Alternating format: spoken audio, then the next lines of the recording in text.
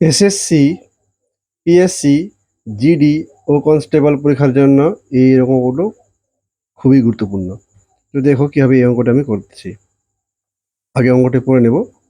বলছে 0.243 whole to the power 0.2 into 10 to the power 0.6 এর মান কত?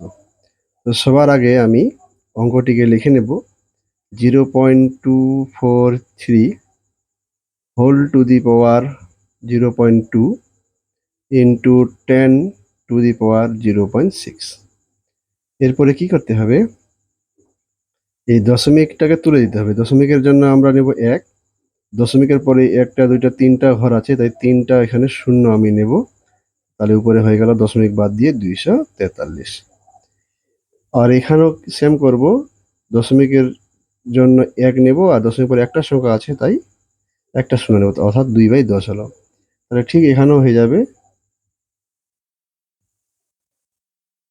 6/10।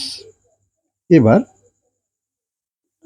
243কে যদি আমি লসাগু করি 3 দিয়ে, 3 8 24, 3 1 3, এটাকে যদি আমি ভেঙে দিই 3 27 81 হয়, 3 নং 27 হয়, 3 3 9, 1 2 3 4 5।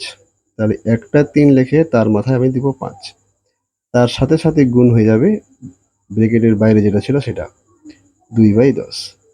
ঠিক একইভাবে নিচের 100টাকে যদি আমি এলসিএম করি তাহলে সেটা পেয়ে যাব 10 এর মাথায় 3, আর তার সাথে সাথে এটা হয়ে যাবে 2 10 টু পাওয়ার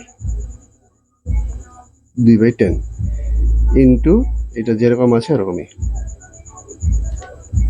এবার দেখো এখানে কাটাকাটি করবো, 5 2 10, 2 দিয়ে কেটে গেল, তাহলে কি থাকলো শুধু 3 ইন্টু এটা কি করব, এটা যদি নিচে আছে এটা মাইনাস হবে, 10 মাইনাস 2 3 6/10, আর এটা যেহেতু উপরে আছে তাই এটা প্লাস হয়ে যাবে 10। এবার এটা প্লাস এটা মাইনাস কেটে গেল, তাহলে 3 ইন্টু 10 মাথায় 0, যেহেতু কেটে হয়ে গেছে। আর ইন্ডেক্স রুলস অনুসারে যে কোনো সংখ্যার পাওয়ার 0 হলে সেটা 1 হয়, আর 3 একে 3, তাহলে অ্যান্সার কত বের হলো?